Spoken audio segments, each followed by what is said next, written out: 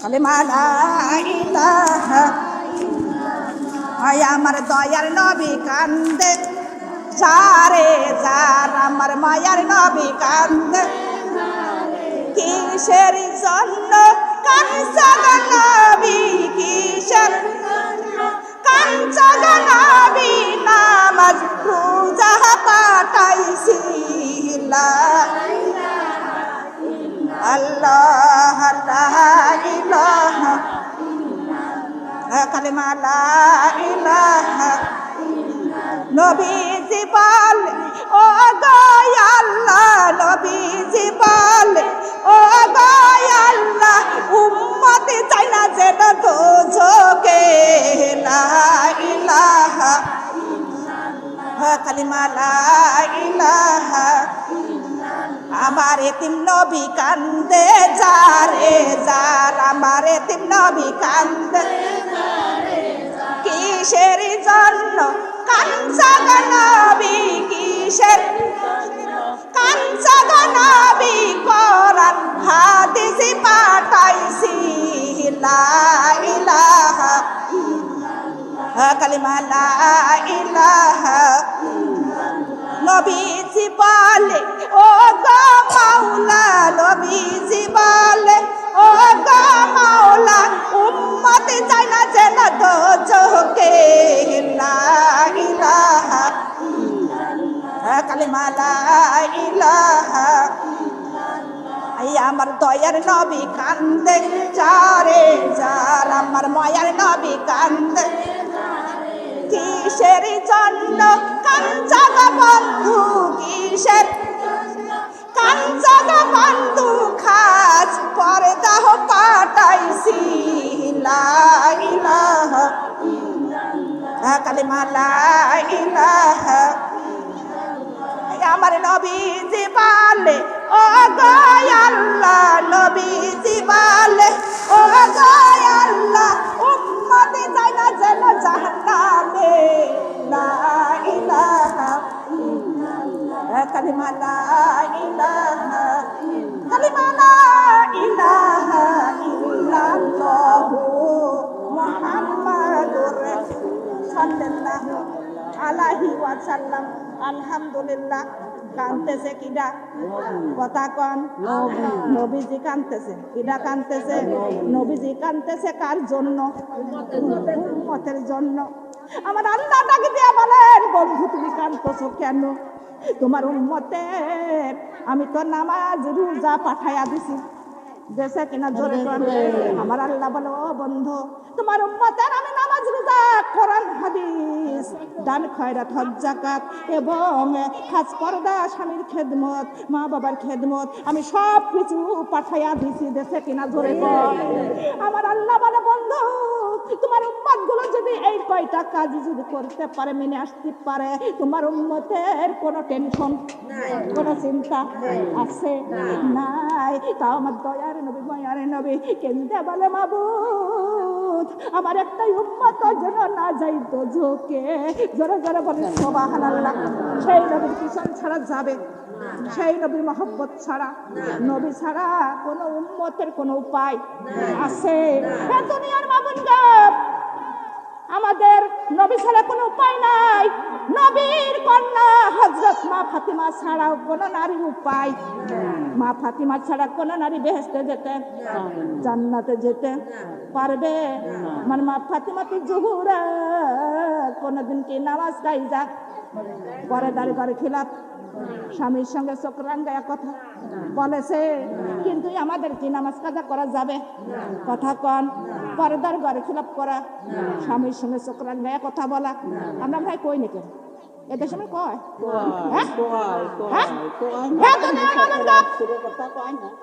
একদিন হযরত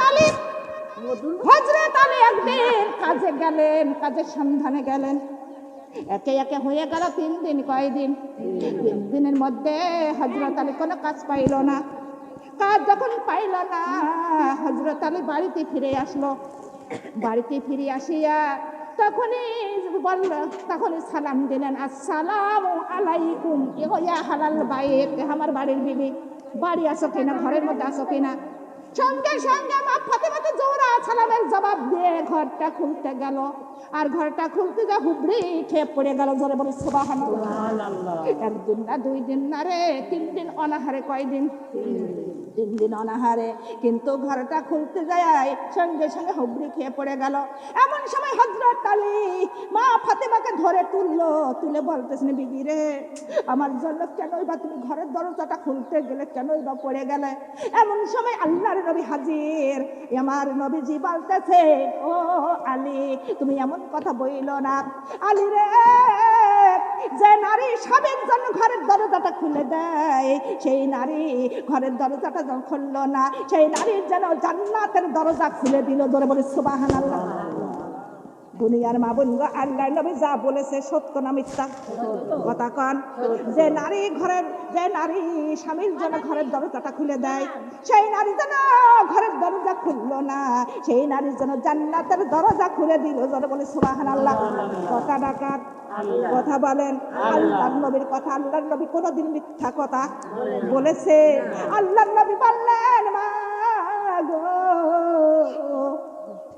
একটা নারী স্বামীর আগে যদি মৃত্যুবরণ করে, সেই স্বামী যদি একবার বলে আমার বিবি ভালো, আমার বিবি আমার কাছে কতই না ভালো ছিল, স্বামীর একটা কথাই কি সেই বিবি জান্নাতি হয়ে যাবে। জোরে বলে সুবহানাল্লাহ।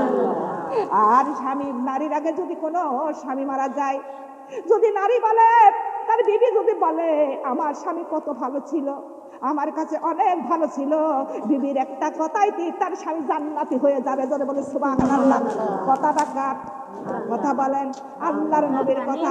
হে দুনিয়ার মুমিনগণ, আল্লাহ তাআলা বলেন সিজদা করতে বলেছি আমার আল্লাহর। কার বলেছে? জোরে কোন। সিজদা করতে বলেছে আল্লাহর।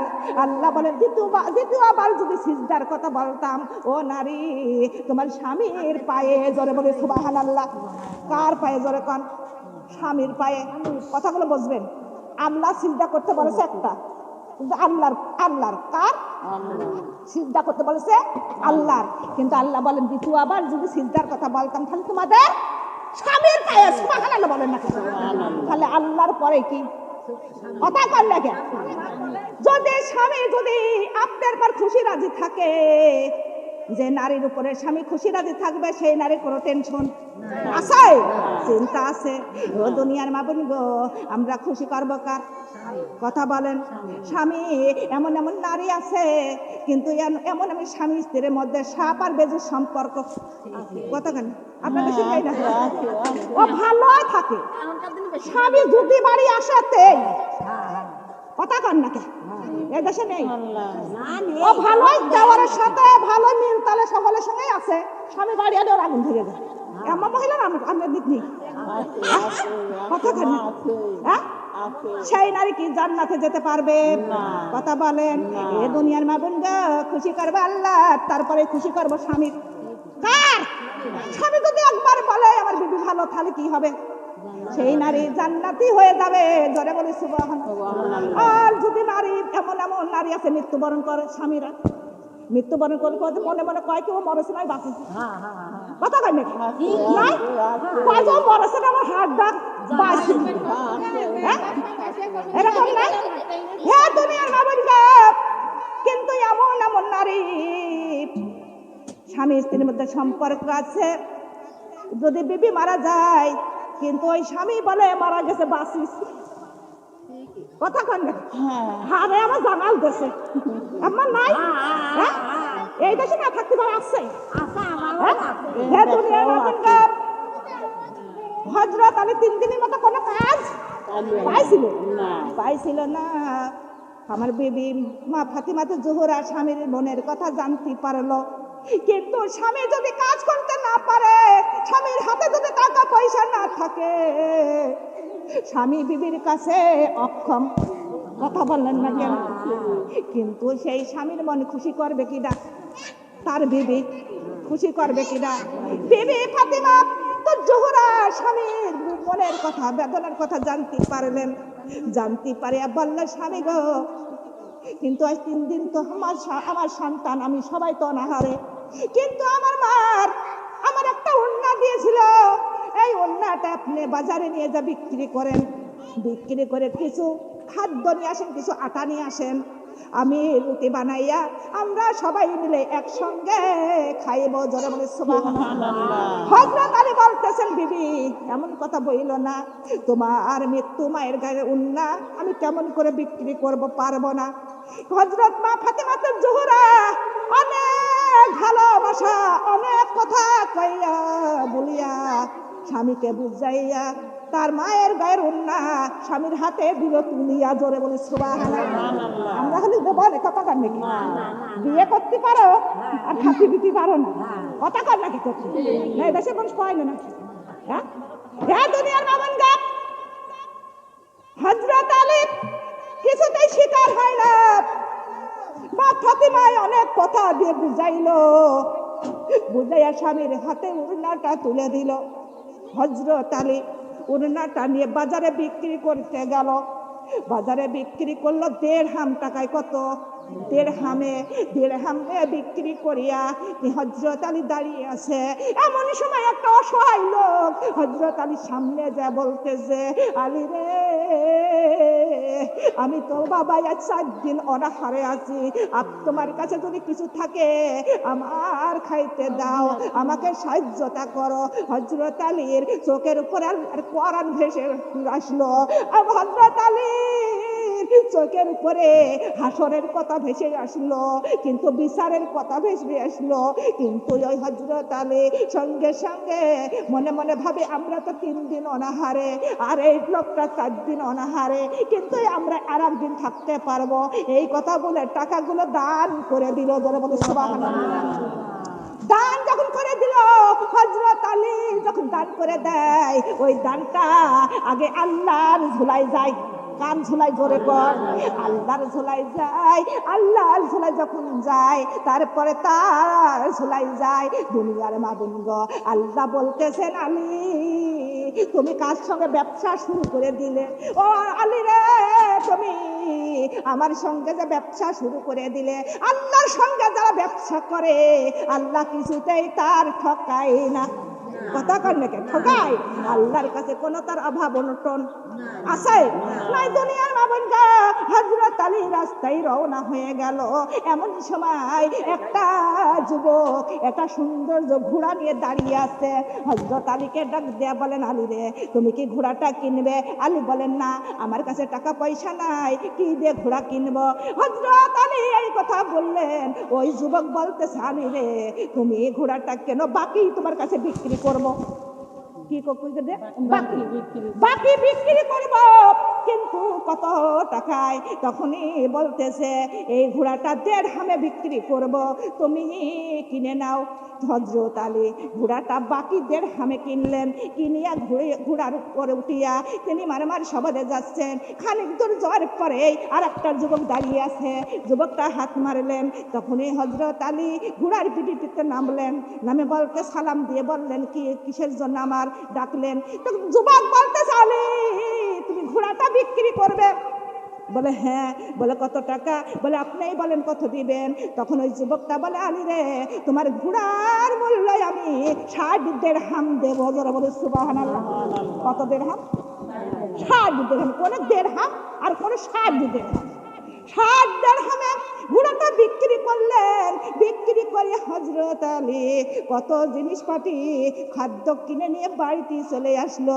দুনিয়ার মাবুনগ হাদিসের মধ্যে জানা যায় যে যুবকটা ঘোড়াটা বিক্রি করেছিলেন তার নাম ছিল জিব্রাইল আলাইহিস সালাম। যে ঘোড়াটা কিনলেন, সেই ঘোড়াটা যে কিনলেন তার নাম ছিলেন মিকাইল আলাইহিস সালাম। যারা বলে সুবহানাল্লাহ। পাঠাইছিল কিনা? কথা কন, আল্লাহ পাঠাইছিল। সেই আল্লাহর সঙ্গে আমাদের ব্যবসা করার দরকার আছে কিনা? কথা কন। আল্লাহ বলেন, আল্লাযীনা ইউমিনুনা বিল গায়বি ওয়া ইউকিমুনা সলাতা ওয়া মিম্মা রাযাকনাহুম ইউনফিকুন। আল্লাহ বলেন, বান্দারা আমার গায়েবকে বিশ্বাস করো, আমার গায়েবকে বিশ্বাস করে তোমরা ঠিকভাবে সালাত আদায় করো। ওয়ায়ুবরা সালাত আদায় করো। ওয়া মিম্মা রাযাকনাহুম ইউনফিকুন। আল্লাহ বলেন, আমি যা রিজিক দিয়েছি তা হতে তোমরা ব্যয় করো। জোরে বলে সুবহানাল্লাহ। হুকুম টাকার, কথা টাকা। দুনিয়ার মাবুনগা কাল কিয়ামতে হাসরের ময়দানে আমল নামাটা যার আমল নামা তার দোয়া হবে কিনা জোরে কান। নাম লেখে লেখে যার আমল নামা তার হাতে পৌঁছায় দিবেন। এমন সময় আমল নামা দেখে কিছু কিছু বান্দারা অবাক হয়ে যাবে। তারা বলবে, ও ফেরেশতা, তুমি কি আমল নামা আমাদের ভুল করে দিচ্ছ? আমরা তো দুনিয়ার মধ্যে এত আমলই করি নাই, এত আমল। তখন ফেরেশতারা বলবে, রব্বুল আলামিন, তোমার এই বান্দারা এই আমল নামা স্বীকার করে বলে কেন? বলে তোমার এই বান্দারা বলতেছে দুনিয়ার মধ্যে এত আমলই আমরা করি নাই। আল্লাহ বলতেছেন, ও বান্দা, তোমরা আমক মাহফিলে যাইয়া 100 টাকা দান করেছিলে, ওই 100 টাকা আমি লালিত পালিত করে বড় করেছি। যেমন তোমরা কিছু টাকা দিয়ে একটা গরুর বাছুর কেনো 5,000 10,000 দিয়া, সেই বাছুর লালিত পালিত করে 1.5 লাখ টাকা 2 লাখ টাকাও বেচো। কথা কোন ঠিক না বেরে? আমার আল্লাহ বলে সেই 100 টাকা আমি ওই রকম গরুর মতো লালিত পালিত করিয়া আজকে তোমার আমল নামার মধ্যে ঢুকাইয়া দিছি। ধরে বলি সুবহানাল্লাহ, লা ইলাহা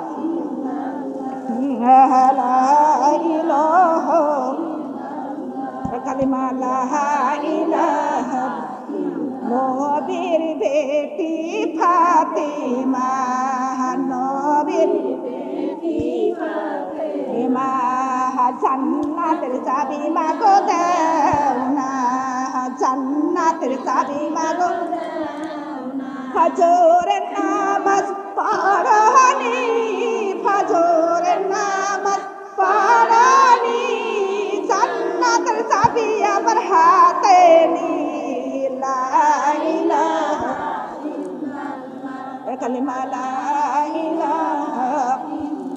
নবীর বেটি ফাতিমা, নবীর বেটি ফাতিমা, বেহেশতের চাবি মাগো দেও না, বেহেশতের চাবি মাগো দেও। জোহরের নামাজ পড়া নাই, আসরের নামাজ পড়া নাই, জান্নাতের চাবি আমার কাছে নাই।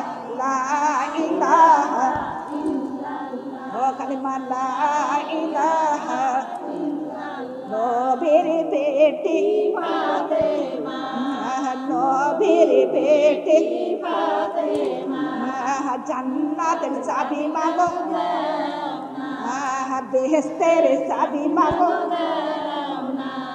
মাগরিবের নামাজ পড়নি, ইশারের নামাজ পড়নি, জান্নাতের চাবি আমার আসলাইনি। লা ইলাহা ইল্লাল্লাহ, কালিমা লা ইলাহা ইল্লাল্লাহ। নবীর বেটি ফাতিমা, জান্নাতের চাবি মাগো দেও না, নবীর বেটি ফাতিমা, বেহেশতের চাবি মাগো দেও। কোরআন হাদিস মানা নাই, খাসি পর্দা করা নাই, জান্নাতের চাবি আমার হাতে নাই। লা ইলাহা ইল্লাল্লাহ, কালিমা লা ইলাহা ইল্লাল্লাহ। নবীর বেটি ফাতিমা, জান্নাতের চাবি দেও না, নবীর বেটি ফাতিমা, জান্নাতের চাবি মাগো দেও না। স্বামীর খেদমত করা নাই, স্বামীর হুকুম মানা নাই, জান্নাতের চাবি আমার কাছে নাই। লা ইলাহা ইল্লাল্লাহ, কালিমা লা ইলাহা ইল্লাল্লাহ, কালিমা লা ইলাহা ইল্লাল্লাহ, মুহাম্মাদুর রাসূলুল্লাহ সাল্লাল্লাহু আলাইহি ওয়াসাল্লাম। নামাজ না পড়লে আমার মা ফাতেমাকে জান্নাতের চাবি জোরে কোন, পর্দা যদি না করি দেবে। দুনিয়ার বাবান গা, আল্লাহর নবীর কলিজার টুকরা মা ফাতিমাতুল জোহরা হাসান হুসাইনকে যখন ঘুম পাড়াইতো, তখন কোরআনের আয়াত পড়ে পড়ে ঘুম পাড়াইতো। জোরে বলে সুবহানাল্লাহ। আর আমরা সন্তানদের ঘুম পাড়াই সমস্ত গান বাজনা দিয়ে। কথা কন দেখে। হ্যাঁ দুনিয়ার বাবুন গো, সন্তানকে ঘুম পাড়ায় কত ছন্দ দিয়া, আর মা ফাতেমাতুল জোহরা সন্তানদের ঘুম পাড়াই তো শুধু কোরআনের এক পয়রা পয়রা, জোরে বলি সুবহানাল্লাহ। আমরা মিথ্যা কথার সন্তানের শিখাই, কথা কয় নাকি? হাট্টি মাটিম টিম তারা কই না আমরা, হ্যাঁ হাট মাগো হইয়া আমি পড়ব না আর হাট্টি মাটিম টিম, মাদ্রাসাতে পড়ব গিয়ে আলিফ লাম আর মিম। মাগো আমি পড়ব না আর হাট্টি মাটিম টিম, মাদ্রাসাতে পড়ব গিয়ে আলিফ লাম আর মিম। মাদ্রাসাতে পড়ব গিয়ে কোরআন পাকের একটি হরফ সেজন পড়িবে, ফেরেশতারা 10টি করে নেকি লিখিবে। কোরআন পাকের একটি হরফ সেজন পড়িবে, ফেরেশতারা 10টি করে নেকি লিখিবে। ও মা তাই তো সকাল বেকার, ও মা তাই তো সকাল বিকাল, পড়ব তা সাজিব, পড়ব না আর হাট্টি মাটিম টিম। মা গো আমি পড়ব না আর হাট্টি মাটিম টিম, মাদ্রাসাতে পড়ব গিয়ে, মাদ্রাসাতে পড়ব গিয়ে, যখন আমার মওত হবে, মওতের আযাব শুরু হবে। যখন আমার মওত হবে, মওতের আযাব শুরু হবে। আযাব হতে বাঁচতে আমি চাই, মাগো আযাব হতে বাঁচতে আমি চাই। পড়ব ইয়াসিন, পড়ব না আর টিম, পড়ব না আর হাট্টি মাটিম টিম।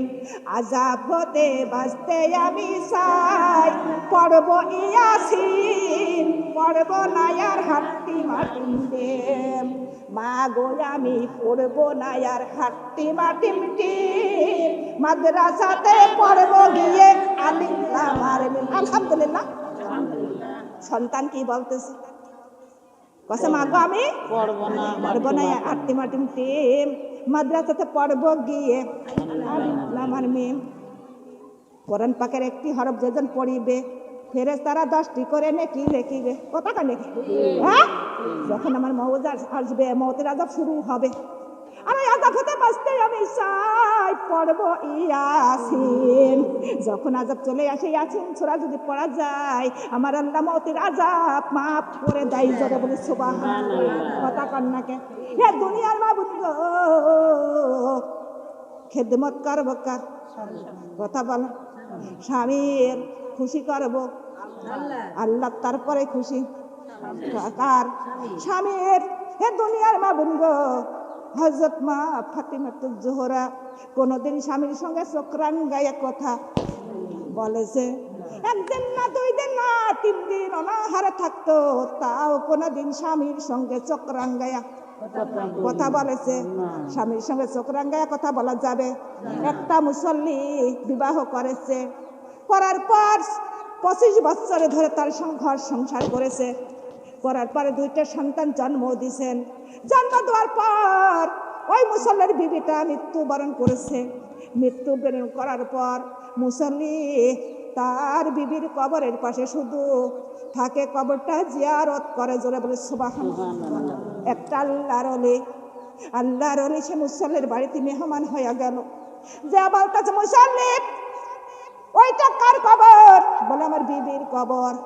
বলে তোমার বিবির কবরে দাও দাও করে দোজকের আগুন জ্বলতেছে। জোরে বলি নাউজুবিল্লাহ। মুসল্লি হতাশা হয়ে গেল। মুসল্লি বলতেছেন, হে আল্লাহর ওলি, আমার বিবির কবরে কেন রে জাহান্নামের আগুন থাকবে, জ্বলবে কেন? নাই আমার বিবি আমার সঙ্গে কোনোদিন খারাপ ব্যবহার করি নাই, আমার বিবি কোনোদিন আমার মনে কষ্ট দিয়ে কথা বলি নাই, আমার বিবি আমার কথা অবাধ্য কোনোদিন হয় নাই, আমার বিবি কোনোদিন আমার ছাড়া আহার করি নাই, আমার বিবি তো ভালো ছিল। মুসল্লি তখনই ওই আল্লাহর ওলি বলে, মুসল্লি ভাই, কিন্তু বিবাহের দিকে মৃত্যু পর্যন্ত একটু টরাই করে দেখেন আপনার বিবি আপনার সঙ্গে কোনোদিন দুর্ব্যবহার খারাপ ব্যবহার করেছে কিনা। তখন মনে মনে চিন্তা করে দেখলেন, বলতেছেন না কোনোদিন তো আমার সঙ্গে কোনোদিন খারাপ ব্যবহার করি নাই। তখনই আবার ওই আল্লাহর ওলি বলে, আপনি আবারও দেখেন, আবারও দেখলেন, দেখে বলতেছে, ও ওলি ভাই, ও আল্লাহর ওলি, কিন্তু একদিন বিবাহের 2 দিন পরে আমি একটা শাড়ি কিনে এনে দিয়েছিলাম, কিন্তু ওই শাড়িটা আমার বিবির পছন্দ হয়েছিল না। কিন্তু আমার বিবির মনটা দেখলাম বেজার, মুখটা দেখলাম বেজার।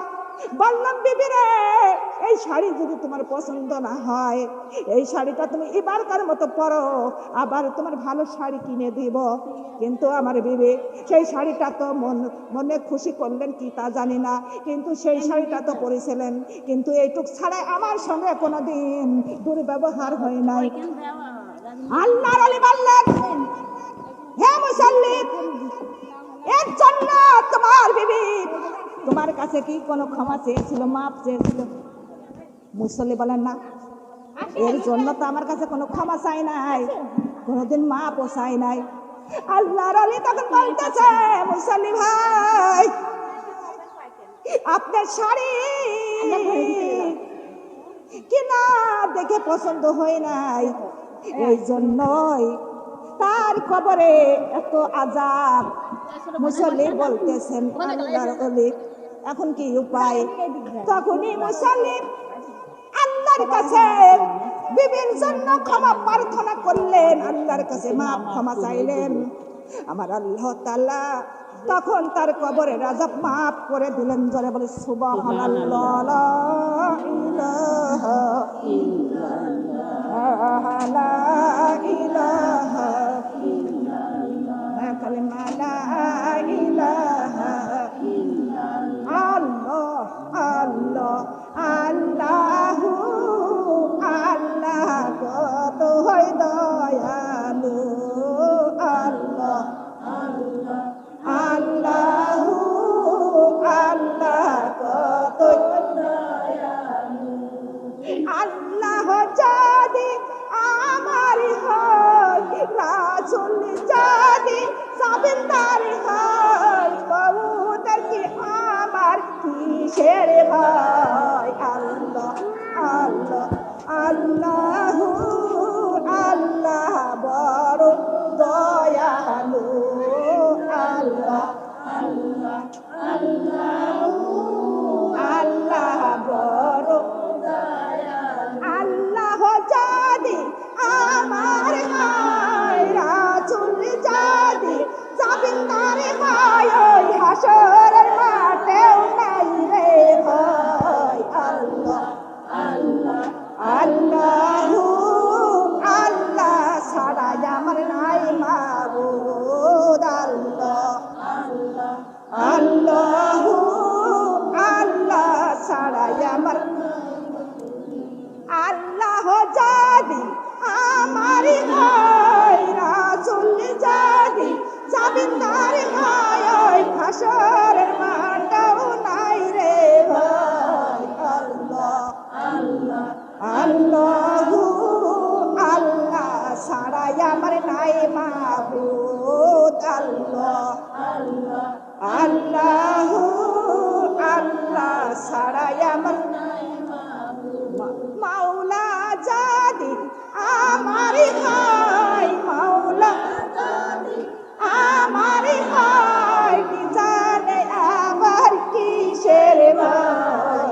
আল্লাহ আল্লাহ আল্লাহু আল্লাহ ছাড়া আমার নাই মাবুদ, আল্লাহ আল্লাহ আল্লাহু ছাড়া আমার নাই মাবুদ। মাওলা যদি আমার হয়, রাসূল যদি সাবিনদার হয়, ওই পুলিশেরাতেও নাই রে ভয়। আল্লাহ আল্লাহ আল্লাহু আল্লাহ ছাড়া,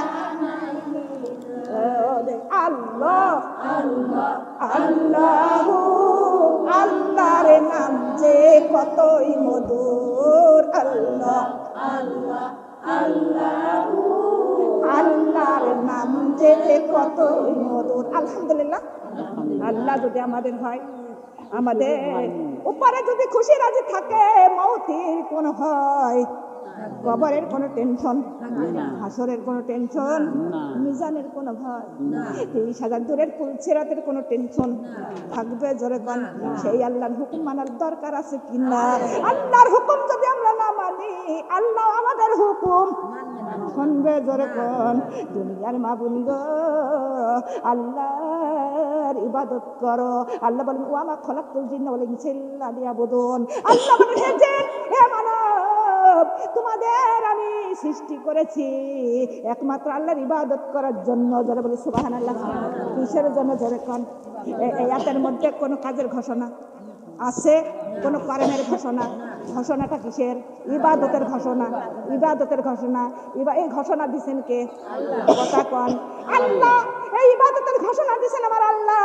হে দুনিয়ার মা বোন গো, হযরত মা ফাতিমা জোহরা যেদিন ইন্তেকাল করেছিলেন, হযরত আলীকে ডাক দিয়ে বলতেছেন, স্বামী গো, স্বামী, আমি আজকে রাতে মনে হয় দুনিয়া ছেড়ে চলে যাব, বিদায় হব। আমার পরওয়ারদিগার বারেবার ডাক দিচ্ছে, আমার বাবাও আমার বারেবার ডাক দিচ্ছে। আমি যখন চলে যাব গো স্বামী, আমার হাসান হোসেন 2 ভাইরা এতিম হয়ে যাবে, আপনি সর্বদা ওদের খেয়াল রাখবেন। হযরত আলী এই কথা শুনে বলতেছেন, বিবি এমন কথা কিসের জন্য বলতেছো বিবি? তোমাকে পেয়ে আমি ধন্য হয়েছিলাম, তুমি যদি আমার ছেড়ে চলে যাও, কিন্তু আমি কেমন করে দুনিয়ার মধ্যে থাকবো? বিবি রে, তুমি কি কথা আমার শোনাইলে? মা ফাতিমা জোহরা বলতেছেন, স্বামী, এটা তো আপনার আমার কথা নাই, কথাটা হলো পরওয়ারদিগারের কথা। বলা ঠিক কি বেটে? এটি আপনার আমার কথা, কথাটা কার কথা গো? আমার আল্লাহর কথা। হযরত মা ফাতিমা জোহরা বলেন, স্বামী, এই মওত কাউকে ছাড়ে না। ওই মওত কলিজার টুকরা সন্তানকে ছিনিয়ে নেয়, মার বুক খালি করে দেয়। ওই মওত ছোট ছোট ছেলে মেয়েকে বাবা হারা মা হারা এতিম বানাইয়া দেয়। ওই মওত নতুন বউকে বিধবা বানাইয়া দেয়। ওই মওত ভাইকে দিয়ে বোনকে কান্দায়, বোন দিয়ে ভাইকে কান্দায়। ওই মওতের হাত থেকে কারোর বাঁচার ক্ষমতা আছে? জোরে কর, কারোর ক্ষমতা নাই। স্বামী গো, আমার মৌতের পরে আমার গোসল করানো লাগবে না, কোনো প্রয়োজন নাই গো স্বামী। আমি মৌতের আগে নিজের গোসল নিজেই করে নিলাম। জোরে বলি সুবহানাল্লাহ। নিজের গোসল নিজেই করে না ফাতিমা জোহরা নতুন একটা শাড়ি প্রধান করিয়া নিজের গৃহের মধ্যে চলে গেল। যাইয়া চারিদিকে হযরত আসমা রাদিয়াল্লাহু আনহা, হযরত উম্মে সালমা সবাই আছে দাঁড়িয়ে ঘরের দরজার সঙ্গে। মা ফাতিমা বলতেছেন, তোমরা সবাই সরে যাও, আমার মাওলার সঙ্গে আমার কিছু কথা বলতে দাও। জোরে বলে সুবহানাল্লাহ। মাওলার সঙ্গে কথা বলে তার বাবার উম্মতের জন্য। কথা বলিয়া ঘরটা নীরব হয়ে গেল। মা ফাতিমা যখন নীরব হয়ে যায়, মা ফাতিমা আরো বলেছেন, স্বামী গো, রাতের অন্ধকারে আমার ইন্তেকাল করব, এই রাতের অন্ধকারে আমার দাফন করে দিবেন। বেশি লোককে খবর দিবেন না, অল্প লোককে নিয়ে আমার দাফন করে দিবেন। যখন খাটালি পারামানি নেবেন, আমার খাটালিটা সুন্দর করে পর্দা করে নেবেন, কোন লোক যেন আমার লাশটা না দেখতে পারে। স্বামী গো, যদি কারণ নজরে পড়ে যায়, যদি কেউ বলে, তো সে যদি বলে মা ফাতিমা এতটুকু চওড়া এতটুকু লম্বা ছিল, আমার পর্দার ঘর খিলাফ হয়ে যাবে গো স্বামী, আপনি ওই রাতের অন্ধকারে আমার দাফন করে দিবেন। হযরত আলী বললেন, ফাতিমা, এ আবার কেমন কথা? তুমি হলো বিশ্ব জগতের নারীদের সর্দার, জান্নাতের সর্দার। তুমি হলে শেরে খোদা হযরত আলীর স্ত্রী, তুমি হলে এই সারা জাহানের যুবকদের সর্দার হাসান হোসেনের আম্মা, তুমি হলে বিশ্ব নবীর কলিজার টুকরা আদরের দুলানি। আর তোমার মৃত্যুর পর সারা মদিনায় কান্নার রেল পড়ে যাবে। তোমার জন্য অনেক অনেক মানুষ জানাজায় শরীক হবে, আর তারা তোমার জন্য অনেক মানুষ দোয়া করতে থাকবে। ফাতিমাতুজ জোহরা কেন্দে বলে, স্বামী গো, নিজের আমল যদি নিজের না থাকে, কারোর দোয়াতে কাম হয় না গো স্বামী, কিন্তু আমার কারোর দোয়ার দরকার নাই স্বামী গো, আমার নিজের আমল আমার নিজেই যথেষ্ট, আমি কারোর দোয়া চাই না। জোরে বলি সুবহানাল্লাহ। রাতের অন্ধকারে যখন ইন্তেকাল করলেন হযরত আলী, চলে গেল আবু যার গিফারির বাড়িতে। আবু যার গিফারির বাড়ি যাইয়া আবু যারকে সালাম দিলেন। সালাম দিয়া বললেন, আবু যার, এই রাতে আমার বিবি ইন্তেকাল করেছে, আর তুমি আমার বিবির জন্য কবরটা কেটে দাও। আবু যার গিফারি রাতের অন্ধকারে হারিকেনটা ধরাইয়া উদালটা ঘাড়ে করে জান্নাতুল বাকিতে চলে গেল। ওই মা ফাতেমার জন্য কবর কাটা শুরু করে দিলেন। কবর কাটা হয়ে গেল। এমন সময় কবরের মধ্যে দাঁড়িয়ে বললেন, ও কবরের মাটি, এই কবরে কে আসছে জানো? এই কবরে আসতেছেন, এই কবরে আসতেছেন বিশ্ব জগতের নারীদের সরদার মা ফাতিমাতুজ জোহরা। তার সঙ্গে তোমরা কেউ বেয়াদবি করিও না। কবর থেকে কোনো জবাব নাই। আবু যার আবার বললেন, কবরের মাটিতে কেন জবাব দিলি না? এই কবরে আসতেছেন শেরে খুদা হযরত আলীর স্ত্রী, সঙ্গে তোমরা কেউ বেয়াদবি করিও না। কেননা শেরে খুদা হযরত আলী দুনিয়ার মধ্যে থেকে জান্নাতের টিকিট পেয়েছে। তার বিবি, তার সঙ্গে বেয়াদবি করিও না। তাও জবাব আসলেন না, কবরের থেকে কোনো জবাব নাই। আবু যার আবার বললেন, কবরের মাটি কেন সারা শব্দ দিলি না? এই কবরে আসতেছেন ওরা হাসান হুসাইনের আম্মা, তার সঙ্গে তোমরা কেউ খারাপ ব্যবহার করিও না। কবর থেকে কোনো জবাব আসলো না। আবু যারের হয়ে গেল রাগ। আবু যার ধমক দিয়ে বলতেছেন, কবরের মাটি কেন জবাব দিলি না? এই কবরে আসতেছেন বিশ্ব নবীর কলিজার টুকরা ধরে দুলানি, তার সঙ্গে তোমরা কেউ বেয়াদবি করিও না। তখন কবর চিৎকার দিয়ে বলতেছে, ও আবুজার, আবুজার, কে বিশ্ব জগতের নারীদের সরদার, আমি কবরের মাটি তাও কে চিনি না। এরে কে? শেরে খুদা হযরত আলীর স্ত্রী, আমরা কবরের মাটি তাও কে চিনি না। ওরে কে? হাসান হুসাইনের আম্মা, আমরা কবরের মাটি তাও কে চিনি না। কে? বিশ্ব নবীর কলিজার টুকরা আদরের দুলানি, আমরা কবরের মাটি তাও কে চিনি না। আমরা কবরের মাটি চিনি শুধু আমল আর আমল। যার আমল নামা ভালো হবে, আমার গর্তের মধ্যে তার শান্তি আর শান্তি, কোনোদিন অশান্তি নয়। যার আমল নামা ভালো হবে না, আমার গর্তের মধ্যে আসার সঙ্গে সঙ্গে গর্তের মধ্যে তার আযাব শুরু হয়ে যাবে। তার গর্তের মধ্যে জাহান্নামের কুণ্ড হয়ে যাবে, অশান্তি শুরু হয়ে যাবে। একদিন না, দুই দিন না রে আবু যার, ওই কিয়ামত পর্যন্ত। জোরে বলি নাউজুবিল্লাহ। কবর কি চেনে? কথা বলেন, কি চেনে? আমল। খারাপ আমল নামা হইলেও ওই কবরের মধ্যে রক্ষা নাই। আর যদি আমল নামা আপনার ভালো থাকে, কবরের মধ্যে শান্তি, শান্তির কোনো ঠিক নাই। ওই কবরের মধ্যে কোনোদিন অশান্তি হবে না। দুনিয়ার শুরু আছে, শেষ আছে। কবরের ওই আখিরাতের পরকালের শুরু আছে, শেষ কোনোদিন নয়। কবরের মধ্যে আমাদের থাকতে হবে সারা জীবন। সেই কবরটাই আমাদের সাজাইতে হবে। এই দুনিয়াটা যেমন সাজাও, ঘর সাজাও, কত ড্রেসিং টেবিল দিয়া, খাট দিয়া, কত শোকেস দিয়া ঘরটা সাজাও, ওই রকম নবীর কালিমা নামাজ দিয়া ওই কবরটা সাজাইয়া নাও। জোরে জোরে বলি সুবহানাল্লাহ। কথাটা ঠিক না বেঠে? লা ইলাহা ইল্লাল্লাহ, লা ইলাহা লা ইলাহা লা ইলাহা